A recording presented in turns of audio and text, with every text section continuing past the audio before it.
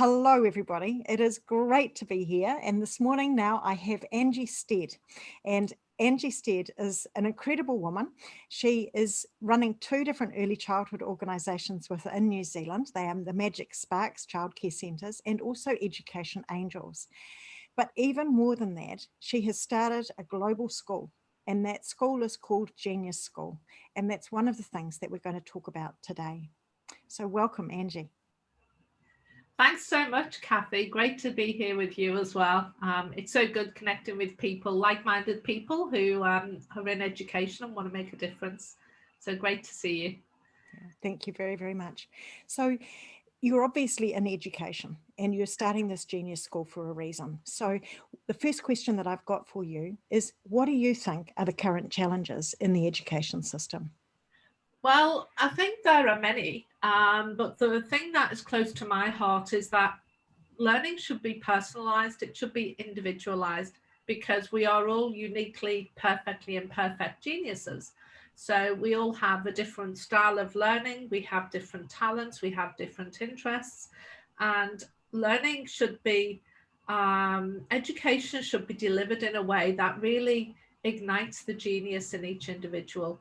And to ignite the genius in somebody, it's really, your genius is your uniqueness. What makes you different is what makes you a genius.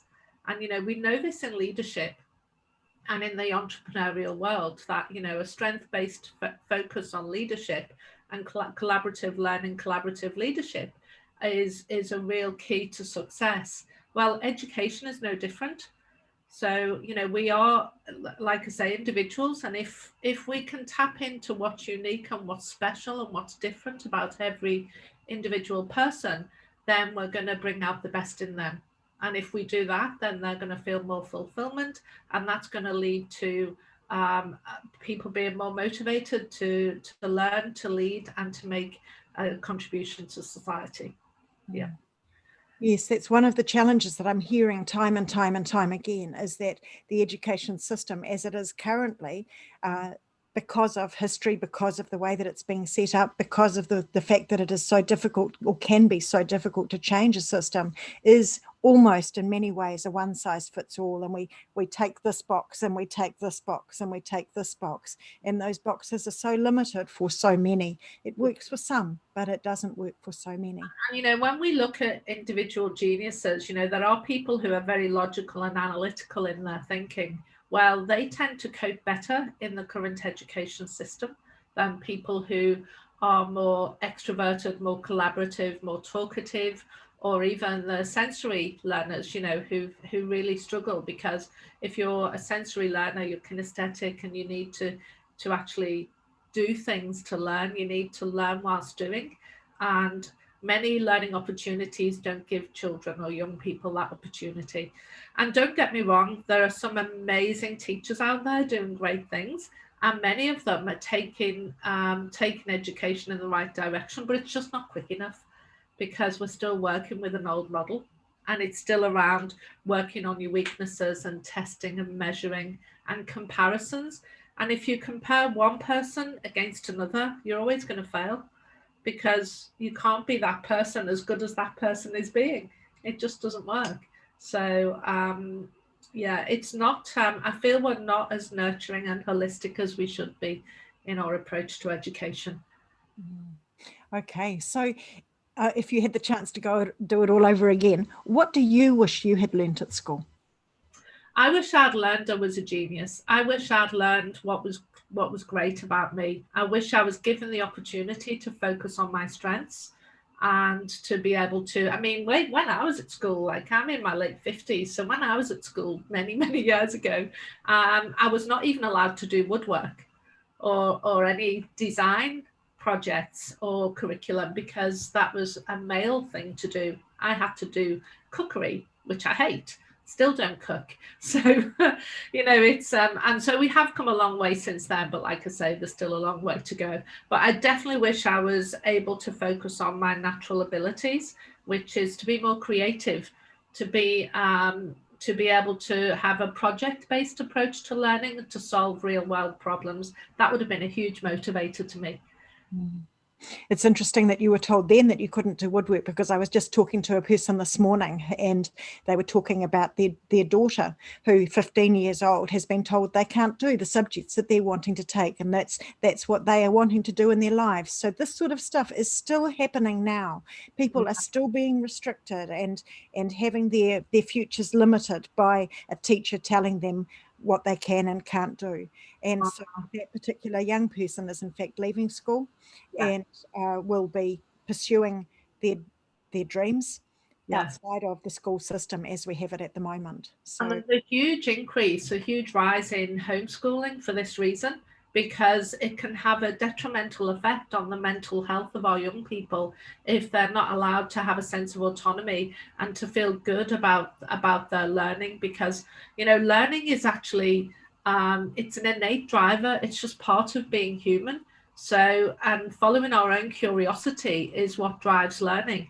So if we can't follow our own curiosity, wherever that may take us, then that's going to slow and dull the learning process. And this is why people leave school, A, believing they're stupid, B, believing they can't learn very well or they're not smart, and actually thinking that learning is something that's done in school and it's not a lifelong journey. And it's really important, like, you know, there's that quote, I can't remember exactly how it goes, but it's around, you're either learning or you're dying.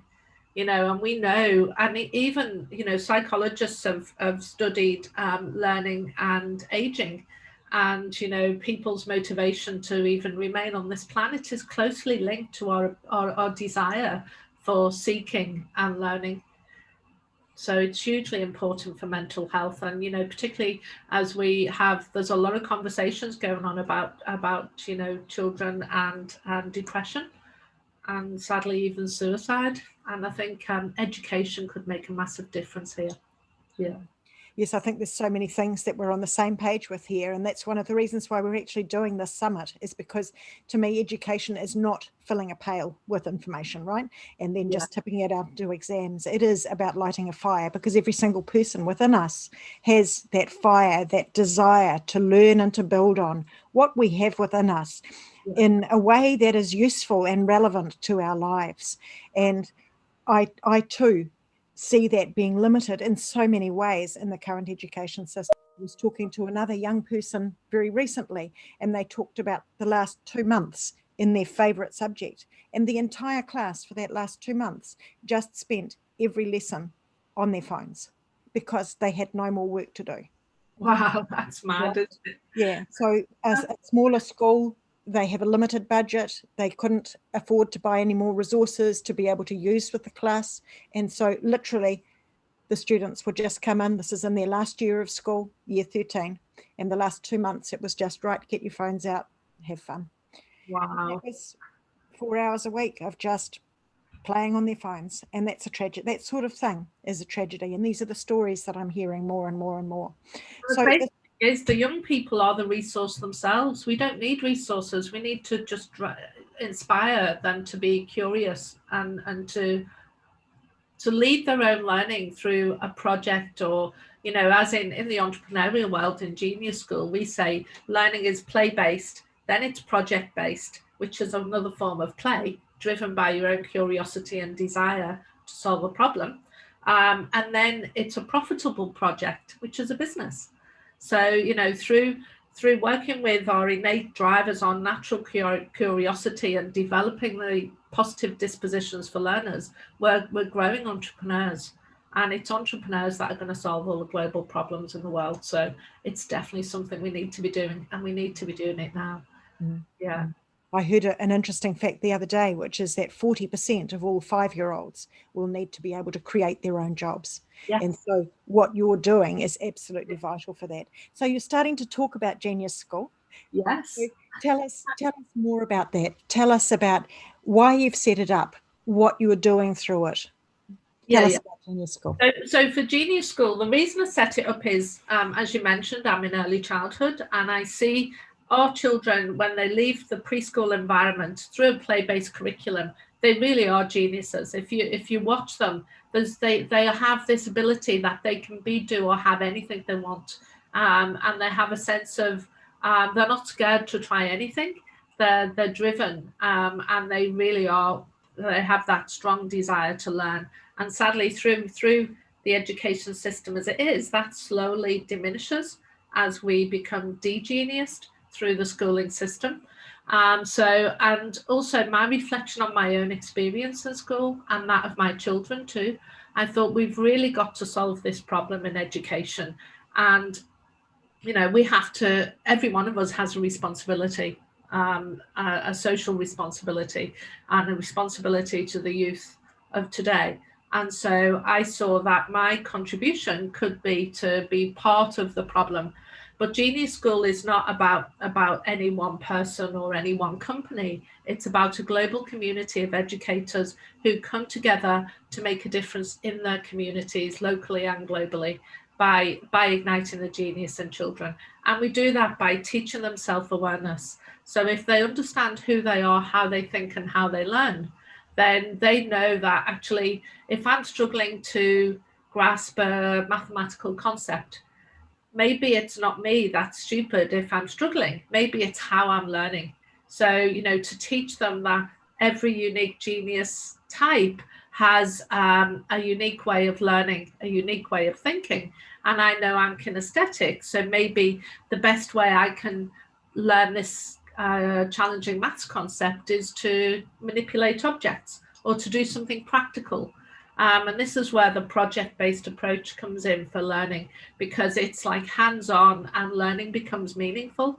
And when learning's meaningful, then we are more driven to persist through difficulty and overcome challenges because there's a reason we're doing something. Take that reason away and then it becomes just about learning that maths concept. And that's not essentially a good motivator for young people. So we thought, well, nobody can change the education system overnight, but we do recognize that it takes people to work a system. So the system has its rules. The system is what it is. It's a structure. It's fairly rigid, but it's the people within the system that make it work. So if we can teach educators how to ignite the genius in young people, by teaching them self-awareness and by developing those innate human drivers for learning, then we're going to be part of the solution for the global education problem.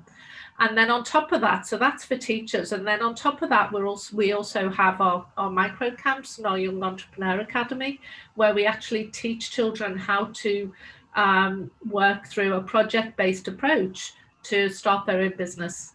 So, you know, our teenagers maybe are, you know, they're not our 5-year-olds who 40% will have to create their own jobs. Don't know what the stats are for the teenagers, but we know within their lifetime, they will have to create their own jobs or their own businesses. And often it's not taught in school how to do that.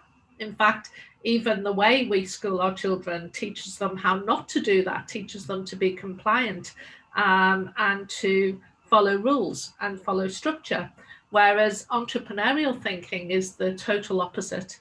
It's about solving global problems, solving local problems, and knowing that to do that, it needs to be a profitable promotion to be sustainable.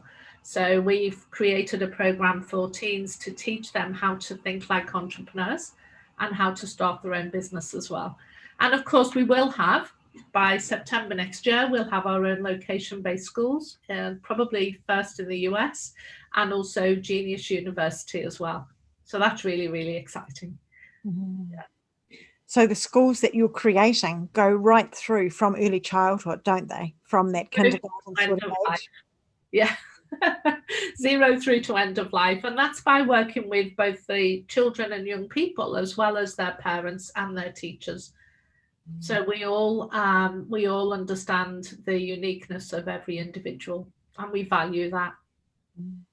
So you've got some success stories, haven't you, of the teenagers that you've been working with? Would you be able to share some of the things that you've seen over the last little while as you've been working with these young people, these amazing young people, as they have been discovering their genius and being able to take their own steps in their own lives? Yeah, absolutely. I mean, we've had some incredible young people come through the Genius, the Young Entrepreneur Academy. I'll just see while I'm talking to you, I'll see if I can find some slides to share with you. But the one person really springs to mind is a young girl who basically came onto the Young Entrepreneur Academy with her sister.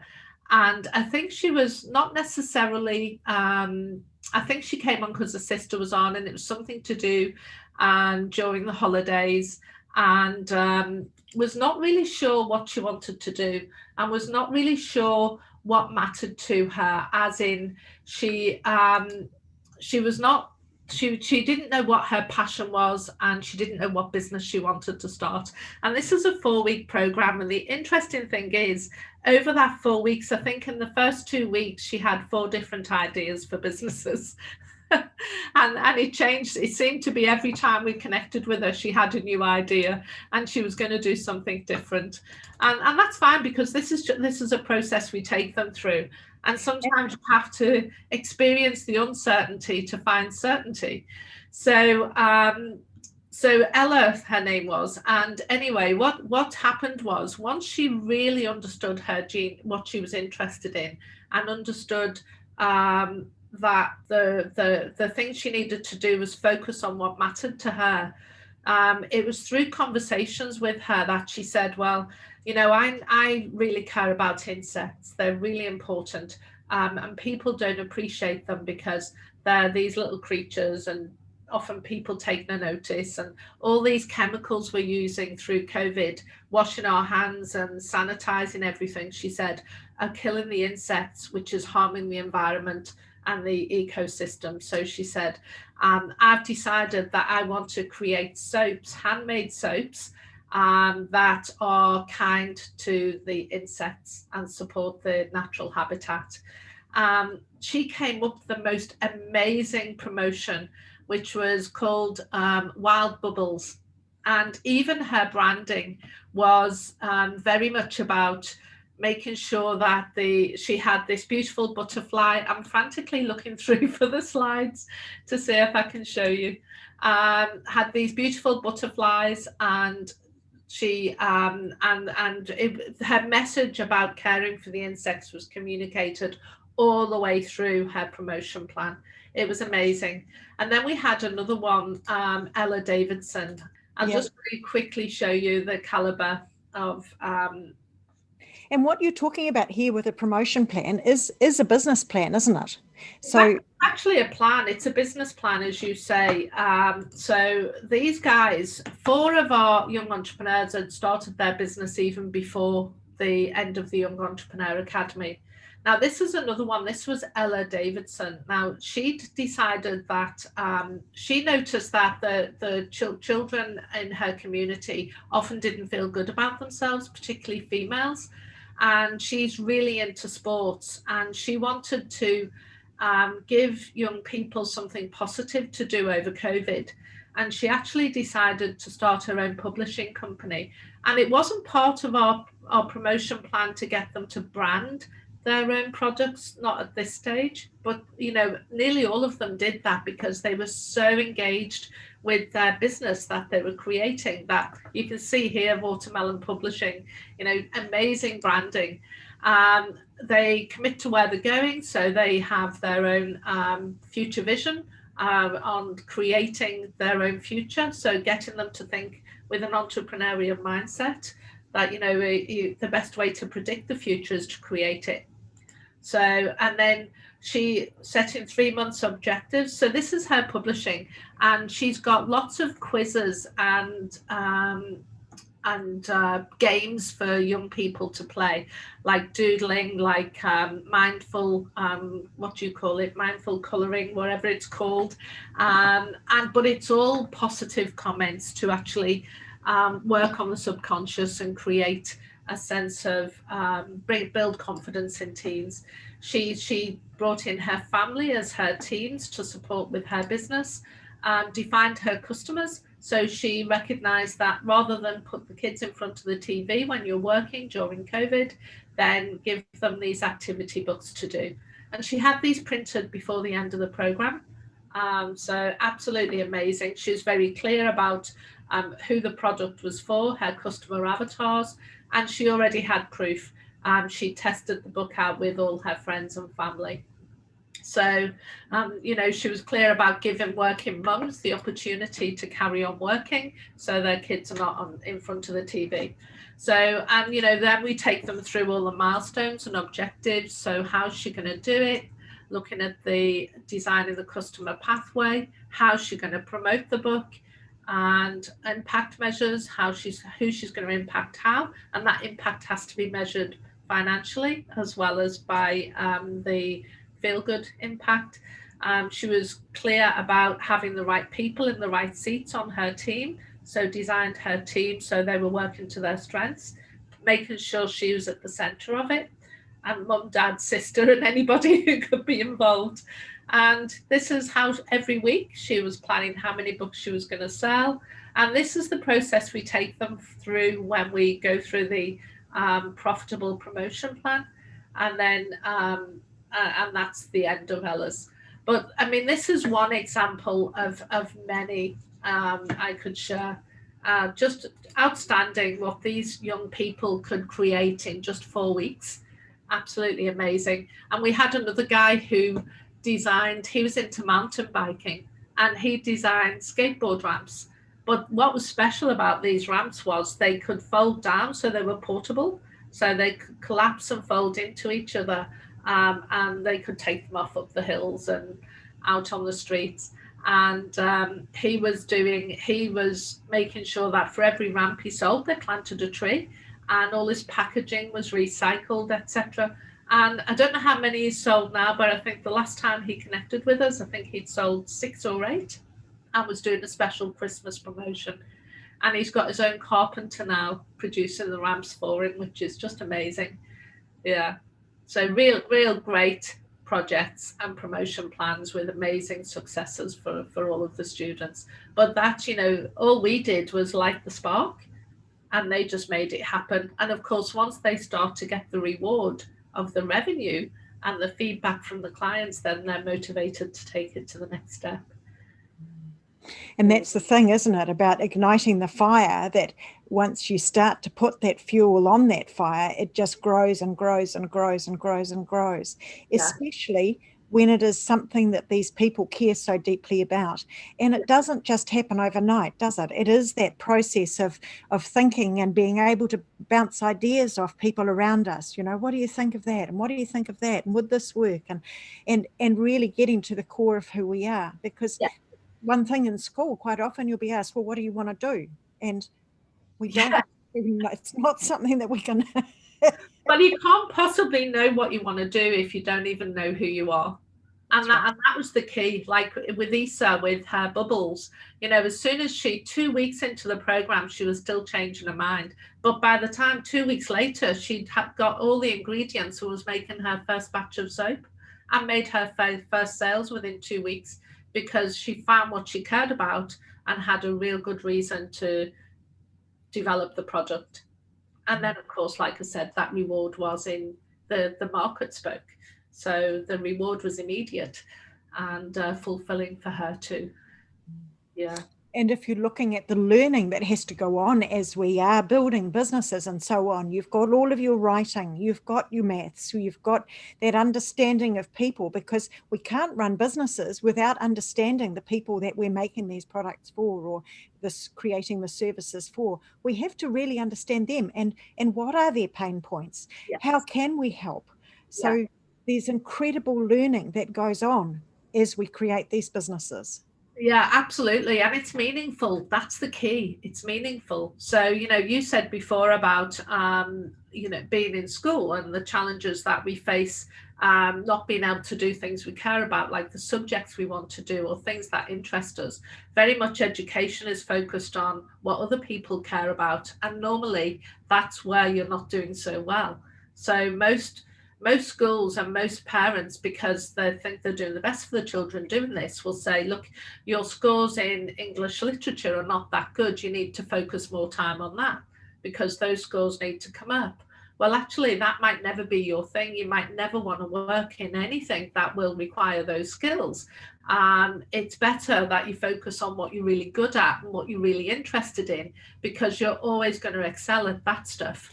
Whereas even all the time in the world focused on English literature, you might only ever become average. There's always those people who have that as a strength or an interest that will do far better than you anyway. So let's just focus on what you're really good at and where you can shine to grow your confidence, grow your competence. And that's going to be where you're going to make the greatest contribution to society anyway. Yeah. And that is a key thing, that is a common factor between both of those businesses that you described, is that each of them realized that this was a difference that they could make, not only for the people, not only for their customers, but this was a difference that they could make in the planet. Absolutely, solving real world problems. And we use the Global Sustainable Goals as a tool to help them find a focus about what they're most passionate about. And then we get them to say, okay, if that's what you care about, then like with the Watermelon Publishing, it was education and building the confidence of teens. Well, if education is what you care about, then maybe you could do something along those lines. And that's where she came up with the Watermelon Publishing Company. Yeah, it's really cool. And of course, nobody knows better than teens what teens are interested in and what they want to do, you know, in that activity book. There was another really good example, Felicity. Now, Felicity she described herself as having no confidence, described herself as one of those people that walks with her head down all the time. And she said she came onto this program not knowing what to expect. You know, everybody said she was a geek, didn't particularly feel good about herself. That was at the beginning of the program. 4 weeks later, she was like outstanding. She was shining. She was communicative. She actually volunteered when we were asking for feedback. She was the first to put her hand up, and she said, you know, I came on to this program, that person, and now I just want to tell the world how smart I am and how great my business is. And she was a maths geek, right? So she was known as the nerdy one. And people would really only bother with her if they had trouble with maths. But when they did, they really realized that she could help them a lot. And they'd say, wow, you're a godsend. You're a godsend for helping me with this. So she remembered that, and that made her feel good and made her realize she had a skill. So she developed a maths tutoring program that she did virtually. And, you know, this is in COVID times. This was like, so she was actually charging parents to coach their children on maths. But the great thing is she was around the same age, maybe even just a year ahead. So she truly understood how to teach it and what was needed. So she turned that kind of thing that made her feel not so good about herself, being a maths geek, into a profitable promotion, and therefore, you know, felt really good about her unique talents and gifts. And that's going really well, I believe. Wow. And so we really can use any area. And these 4 examples we've got bubbles, we've got with the soaps, we've got the coloring books that are helping build self-esteem. We've got skateboard ramps to enable people to get out and have more challenge with their skateboarding. And now we have maths tutoring. This is why personalizing and individualizing education experiences are so important, because they all went through the same 4-week program. Had uniquely, hugely different businesses at the end of it. But it's the thinking process, understanding your unique talents and gifts and what interests you and how you think that makes the biggest difference. And everyone will be more confident. Yeah, absolutely. Growing that confidence is just so cool to be a part of that, isn't it? And to see those people just absolutely blossom. One of the things that you've mentioned in here are the United Nations Sustainable Development Goals, the SDG, and it's something that not a lot of people are aware of in New Zealand. So would you be able to just tell us a little bit about the SDG? Yeah. So the United Nations Sustainable Development Goals are the global goals that will solve all the world's problems. So, and I think we've got, was it 2025? I think there's 17 of them. So there's 17, yeah, but I think how many till 2025 was it? Can't remember now, Kathy. But there was anyway a 10-year goal to solve all the world's problems. And apparently we're about 75% of the way to solving global education problems. So it doesn't feel like that, does it? But that's because of what's happening now. So it's not all solved now, but because of what we're doing now, that they predict that we will be there very soon. But the goals are, if we basically, it's saying that there are 17 global goals like quality education, clean water, what with the environment, clean energy, etc., etc. And they're saying, right, this is what we need to do as a humanity to save the world and ensure that we have a planet to live on and to sustain life. We need to solve these goals, and we need to be working towards them in education, in business, and in all projects to ensure that we do have a planet to live on, essentially. Yeah.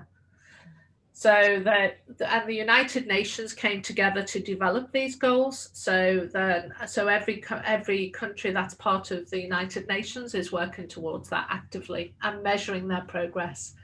So it's definitely worth Googling it, because there's actually progress charts and examples of what you can do and how you can make a contribution by supporting that. And obviously there's financial contribution, but it's actually about educating people about the goals and what we need to do to solve them. And knowing the particular goal that we care the most about enables us to connect with other people who are also interested in those goals. And together we can create much more of a difference. And that's the power that I've seen within them, is when I've been involved in an international youth summit in Nepal, and there were 200 young people from 17 different countries, and then being able to connect with each other and around the same goal, and being able to talk about, this is what I'm seeing in my community, and this is the ideas that I'm thinking about. And somebody else can say, wow, have you thought about this? Because this is what I'm also seeing in my community. Yeah. And so this entire summit, if you like, is part of that quality education for all global purpose. The great thing about that is, like you say, the mindset. So we know we have a sense of autonomy and that we can make a difference, and small things can make a massive difference. Like we had in the UK, in one of our camps, we had a young person who cared about the environment. And, so her goal was, I think it was more to do with clean water, actually, but she recognized that she was working on a project for her local community and realized that there was lots of dog dirt on the streets. And that was a real problem. But also, so too was plastic. So she decided that she would solve that problem by taking empty, Coke bottles and similar plastic bottles, and cut a hole in the bottom of them, use cable ties to tie them around lampposts, and fill them with plastic bags, so that the plastic bags, instead of people going out and buying plastic bags to pick up dog dirt off the street, that people would recycle their plastic bags by putting them in these containers and reuse them. And she did that throughout her local community and got all the local streets involved in the neighborhood, and ended up on the news on BBC for the massive contributions she was making. Already that's outdated. That was only 3 years ago, I think. But now, of course, we're not using plastic bags in supermarkets, so it's not the same anymore. But it's that level of thinking, that mindset, that really makes this massive contribution towards those global goals. And young people realizing that actually it's often the young people that are making the biggest difference and not standing for what we're doing to the planet. Absolutely. Yeah. And the other thing with that is how quickly we're needing to be able to change. You're talking about a change there that's happened within 3 years, and things are changing faster and faster. And so we can make small contributions in almost every area if we can see that opportunity and go, yep, I can do something in that area. Like those, we use these like young ladies as an example in our camps and our YA program, the Bye Plastic Bags, the young girls from Bali. I mean, they were there talking at the United Nations about sustainability and not using plastic, and they were a massive contributor to the awareness that we've raised globally about this problem. Yeah, it's so cool. Fantastic. Okay, so if you had 3 tips for young people in terms of how they can discover their genius, how they can move forward from where they're at right now, what would you say those 3 tips would be? I would say to know that you are a genius. So it's your responsibility to really focus on what you're good at and what you're interested in, because that's where you're going to make the biggest contribution to the world. We will offer that. We can give the link to the free genius test, so that will help them to, raise their level of awareness around this, to know that you can be, do, or have anything. So, find something you're interested in and focus on solving a world problem. And then you're going to find a global problem. And I would say definitely look at the United Nations Sustainable Development Goals for guidance. So I'd definitely do that. And never let anybody tell you can't do something. I did do woodwork, but I did it after I left school. So, if somebody thinks you can't do anything, then that's your opportunity to prove to you, not to them, because it's what you think of yourself that matters more than what other people think of you. So if somebody says you can't do something and you're interested and you want to do it, there's a reason you want to do it. So don't believe them. Just know that you can do it, and you can go out and you can express yourself fully to the world and to society, and know that you can make a massive difference. And together we need diversity. We need you to be an individual. We need you to be who you are, so I can be who I am. And then together we can all make a massive contribution. So I would say follow your dream for sure. Follow what's in your heart, and don't be guided by what other people think. Don't listen to what other people think of you. Fantastic. Thank you for sharing those tips, and those were absolutely from the heart. So yeah. Thank you. Okay, thanks very much, Angie, for sharing about the Genius School, for sharing about that pathway forward that any of us can take, no matter what age we are, that there is big changes, big things that we can do in the world by knowing ourselves and by following our own dreams. So thank you for being with us today. Yeah. Thank you. Thanks for having me.